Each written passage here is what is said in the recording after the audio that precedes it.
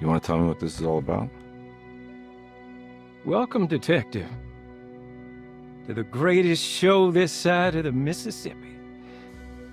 Now the hotel, the Black Pharaoh, the ancient magician who lived 1,000 lives and wore 1,000 masks. I can see why you settled on calling him the Dark Man. Saves your breath. So, you got scared by a stage magician, and now he's living inside your head. You can mock me, Detective, but you would be the crazy one to think his presence can be ignored. Look where we are!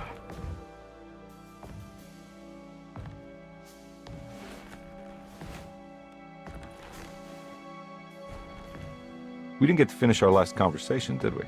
You were about to tell me how to break the contract with the Dark Man. No, we can't. We would turn her loose on the world. So many innocent would die. But there is a way to break out of the deal. There is. You offered me a way out. Steps to take. What are they? You'll never find them. They're forever entombed in his sunken desert temple. Jeremy, I'm not your enemy. Tell me where to go. How do I find the temple? No, we can't. I have to make this sacrifice. God damn it, Jeremy. I'm gonna save you. Don't worry.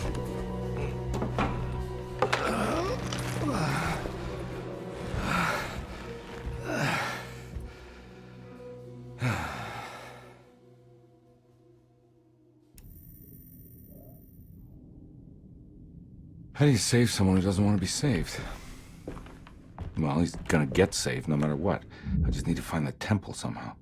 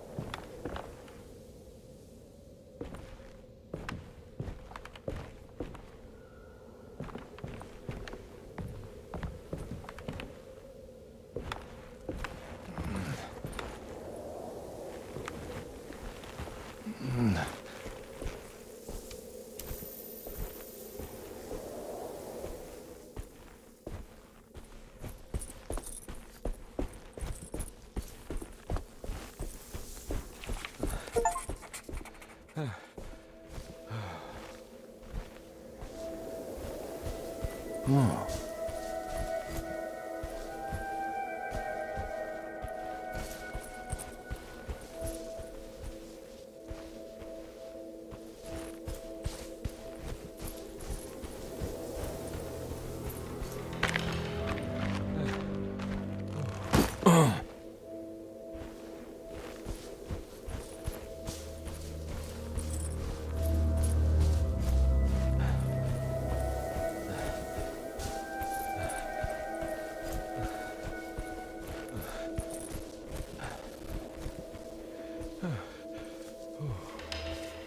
A sunken desert temple.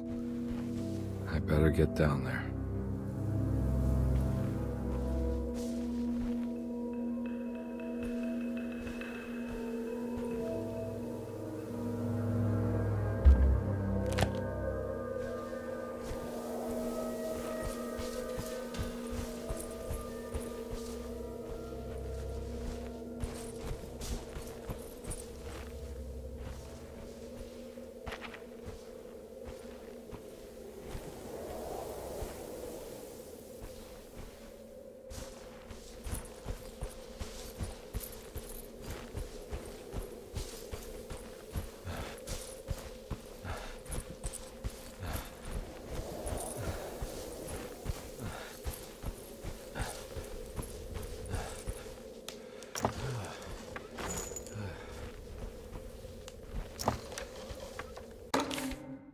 temple of Nephron-Ka lies under our camp.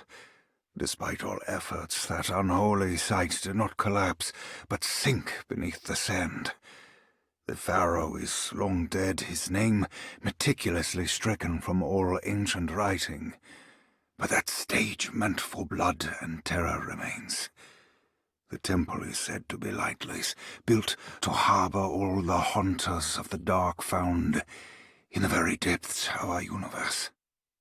Calling on the gods meant creating a bridge between our world and theirs.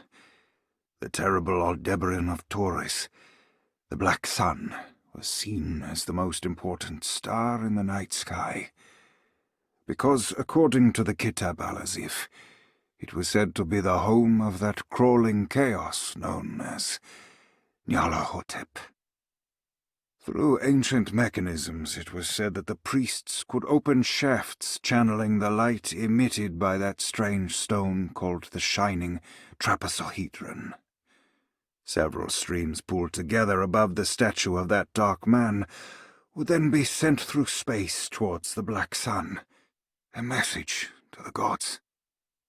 The gifts bestowed on the sender are completely undocumented, but often assumed to involve dark blood pacts, where souls are traded for malicious miracles.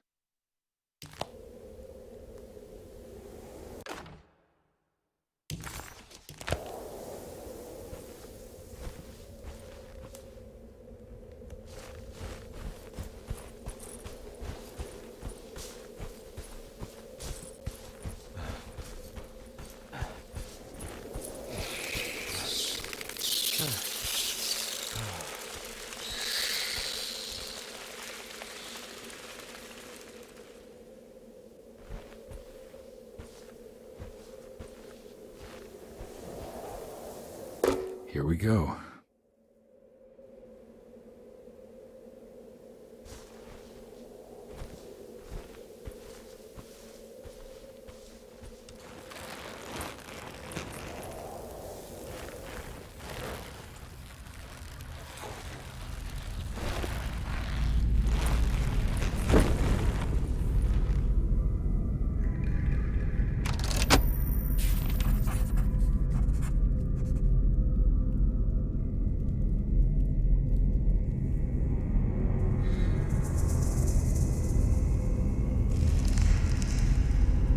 Star constellation from one of Jeremy's books. The Taurus. And one star's clearly bigger. Must be important. I got a feeling this is it. This is where the contract is hidden. But how do I get to it?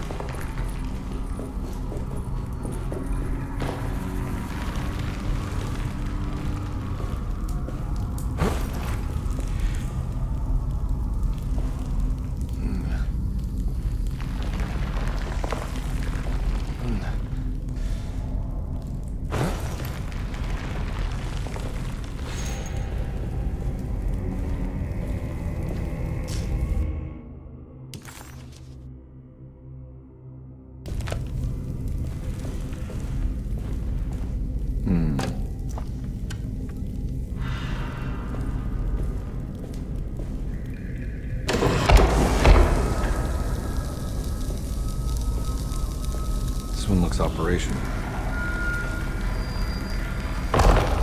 It worked.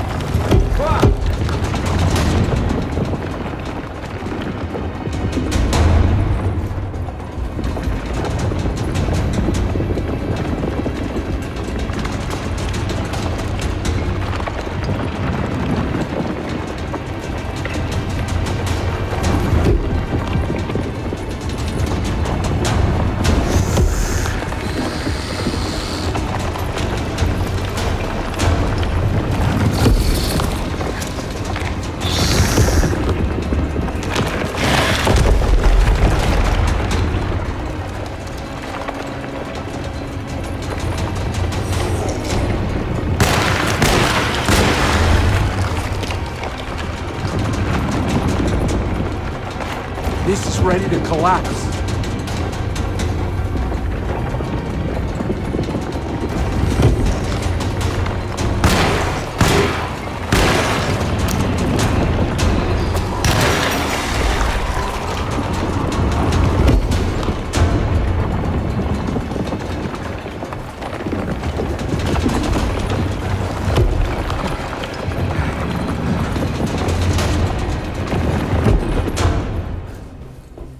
What is going on?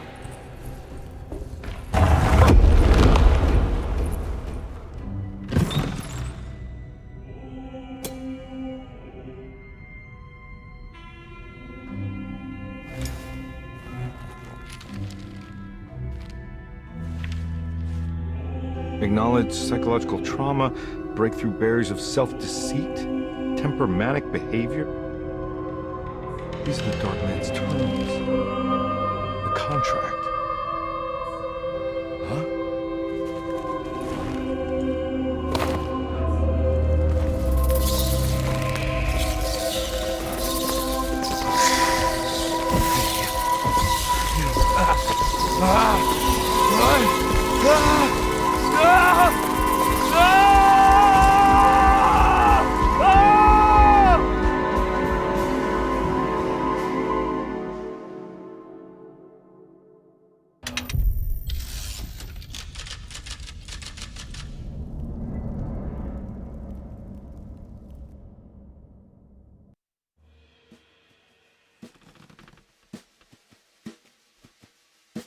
Hey.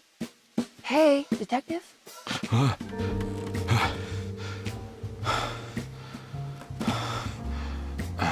What are you doing? Oh, I found some. Great. Was it alcohol? God, no, I just got the wind knocked out of me. I think I know how to break the contract with the Dark Man. What exactly does that mean? Everything going back to normal. All right. I found some more information on Dorsetto and the patients. There are some seriously strange things going on here. I'm pretty sure 2 of the patients are dead and maybe even the clerk.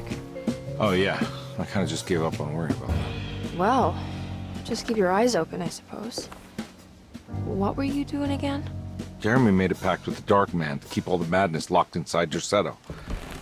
All right. I'm gonna break it. I just have to... Where is it? Where's the talisman? It's around your neck? Ah! I worry, detective. Don't, I'm fine. I worry that you're not much help on this case. At least you're a good distraction. Trust me. You're getting your money's worth. At this rate, I'm an absolute bargain.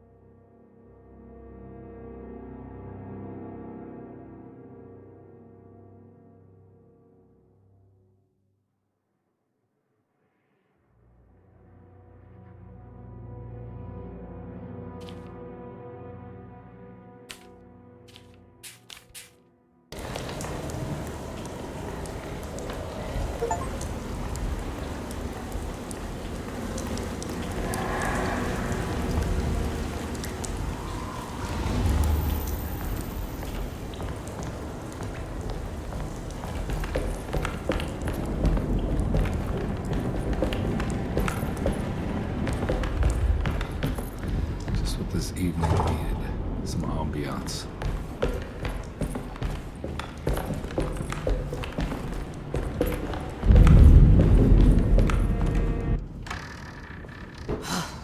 Got to be around here somewhere. He wouldn't leave this house. I don't know what to think anymore. You run into that detective fella? Who is he?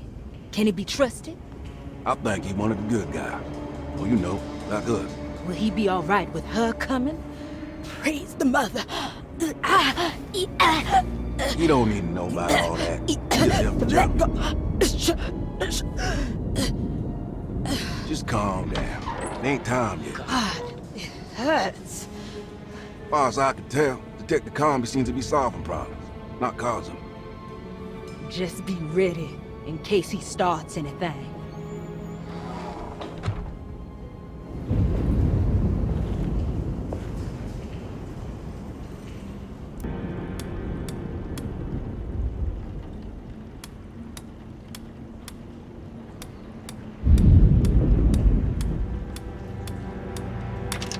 It worked.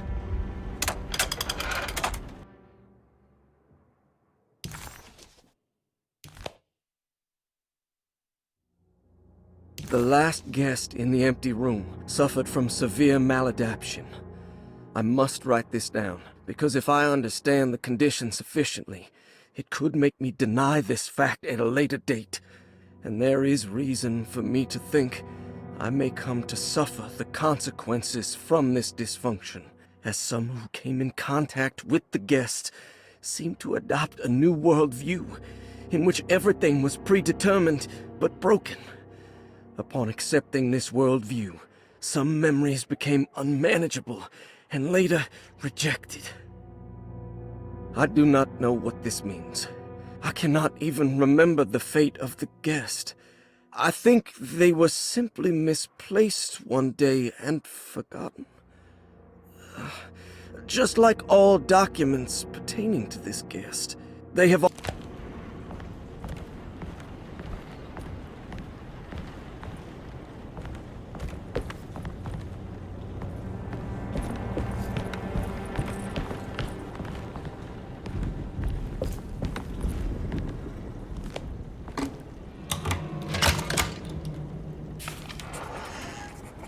Dr. Gray was somehow mixed up in this business with the Dark Man, Detective Comby decided.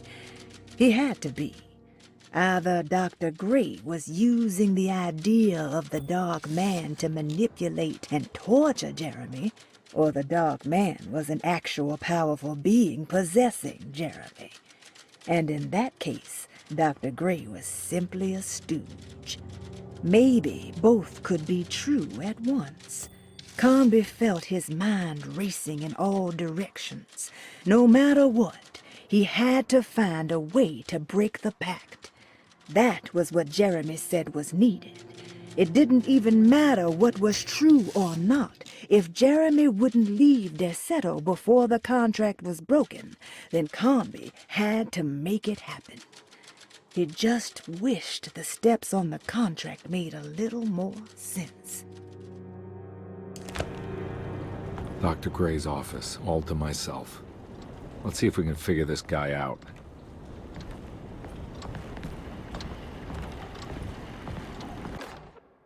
I have finished tidying up Miss Beauregard's belongings. I will leave it to you to contact her agent and have them collect her things. I found one of Grace's drawings she might want back, along with this key in her room, which I believe you've been looking for, Mrs. Thompson.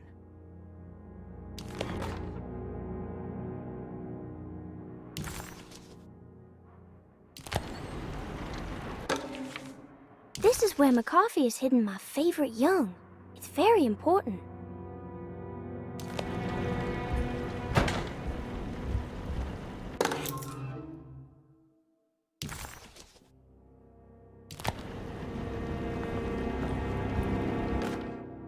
Dearest Dr. Manzetti, I find myself in a losing battle with my patient. As I've disclosed in my previous letter, his delusions have him completely captured. It's bad enough that he is torturing himself with paranoia, but his madness turns out to be quite persuasive to others, effectively laying the ground for mass delusion. I am writing to you in hope that you can give me some guidance. Beyond my ambition to avoid devastating surgery on my patient, I have grown worried about my own defenses. The words of my patient are deranged, yet they often resonate with something primitive within me. I have tried photographing his brain with X-rays. It was surprisingly difficult to get good results. Dark blotches on the plates kept obscuring all details. My patient looked at the bad plates and cried out in terror, telling me the dark areas was the shadow of the worm eating him from inside. I could not see anything out of the ordinary. I hope this is a sign that my mind is not as receptive to the madness as I had feared. After further inquiry, my patient described the shadows inside his mind as some kind of chthonic monstrosity that wants to undermine his sanctuary. This...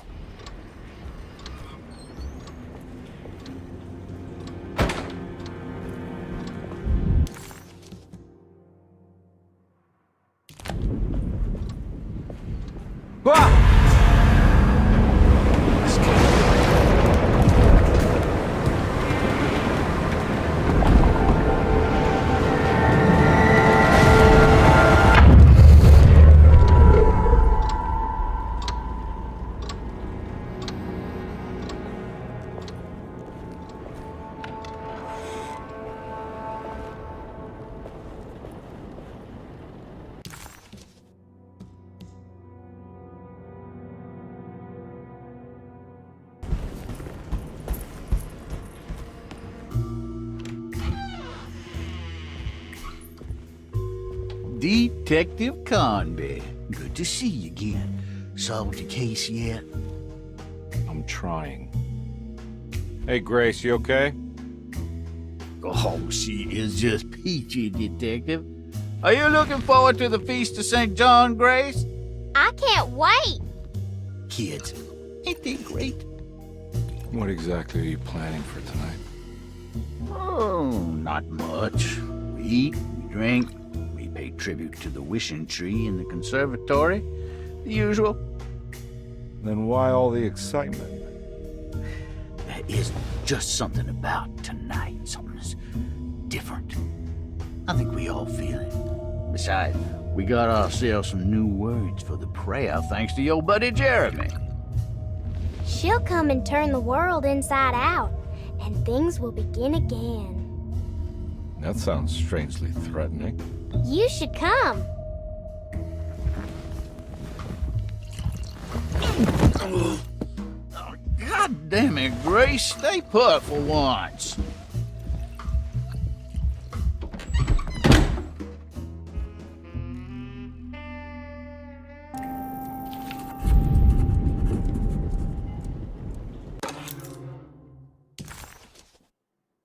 Better hold on to these. Wouldn't want them to get lost. There's something missing.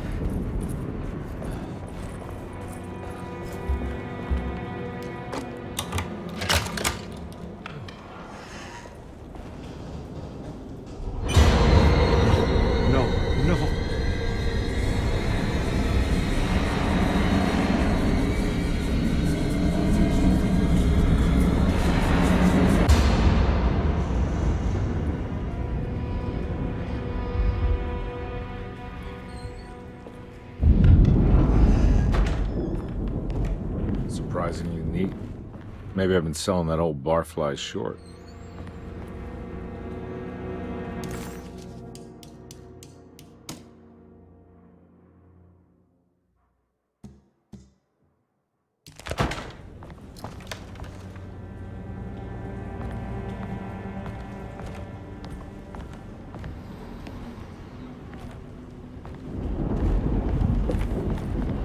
Looks like McCarthy has something hidden inside.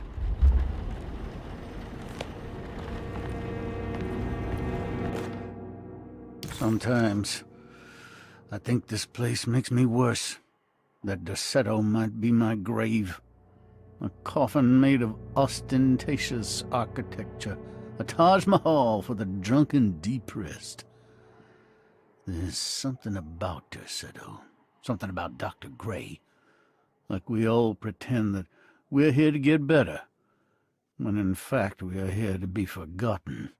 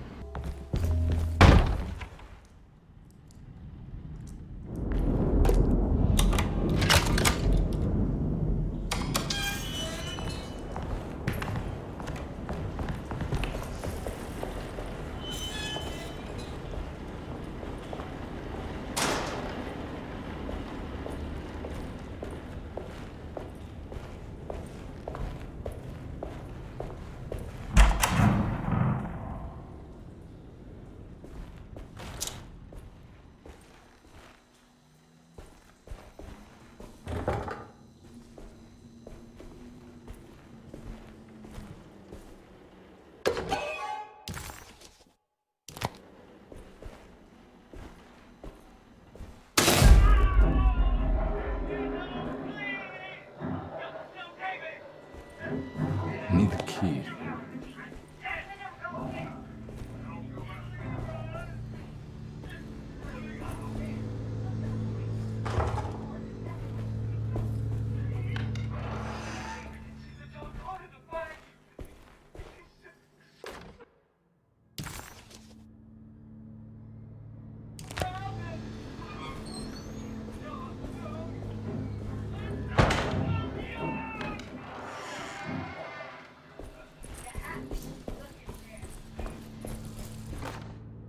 Radiography. Patient Jeremy Hartwood. Date June 14, 1930.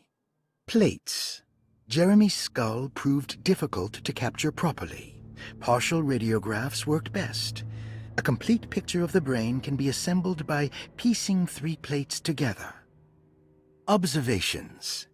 Even when looking at an assembled version, a shadow covers significant parts of Jeremy's brain. Possible tumor, but more likely that the equipment is failing. Jeremy reacted strongly to the pictures and claimed to see a giant clay worm eating. Hypothetical psychosurgery based on the ideas by Burkhardt and the St. Petersburg research could end up saving Jeremy's mind. Severing the connections around the frontal lobe would certainly solve most mental afflictions. The procedure would be brutal in performance, as well as in efficiency. An ice pick pushed through the edge of the eye and into the skull would untether the nerves like Alexander cutting the Gordian knot. As this would likely leave Jeremy in a very different condition, all other paths should first be explored. The medical instrument I would need for this lobotomy is missing, and I should have Waits order a new one.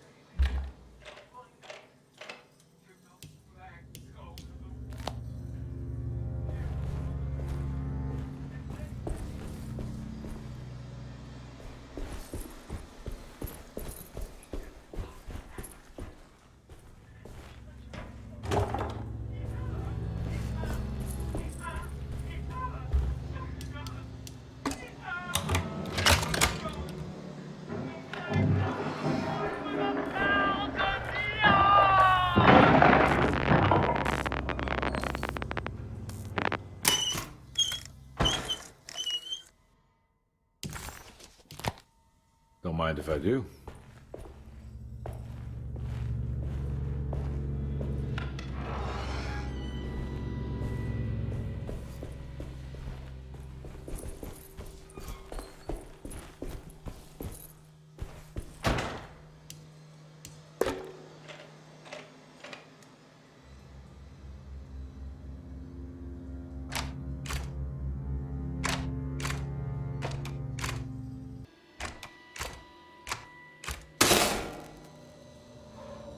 That's better.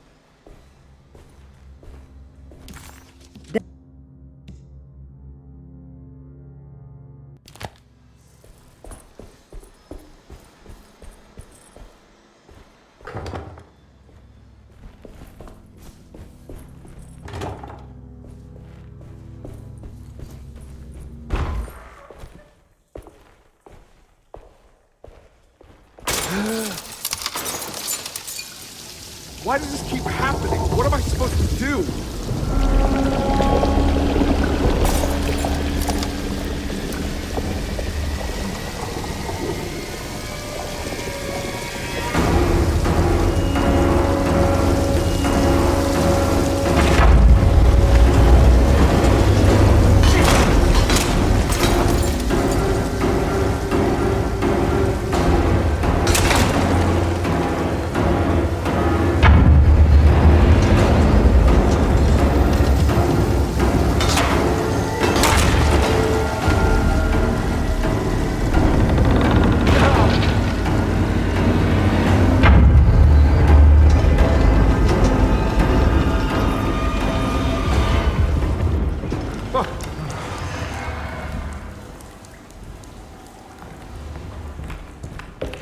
And we're back here.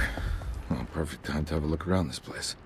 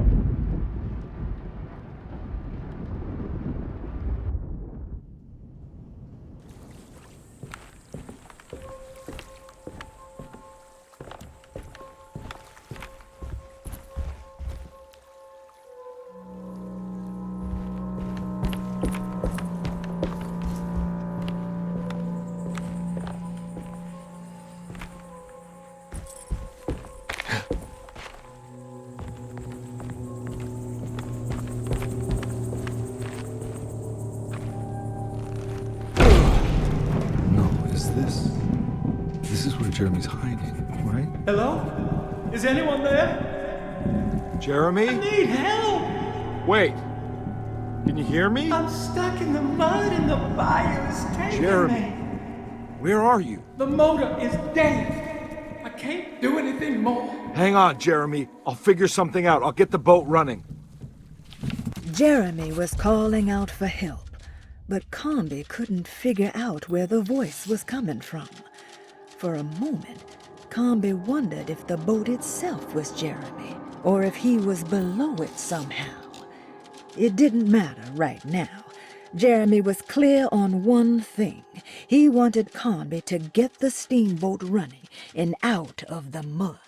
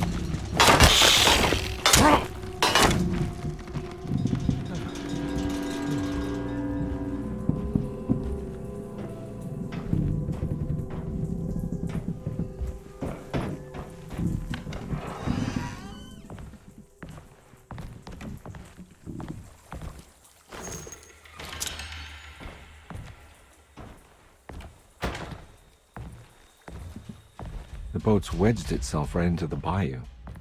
If I get the motor started, I could try reversing back into the river.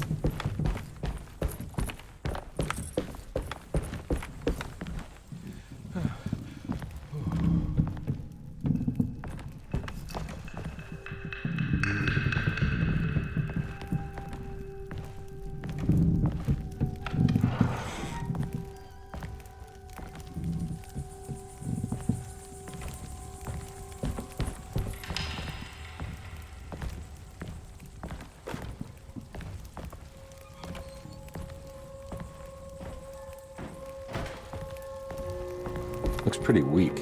I just need something to break it.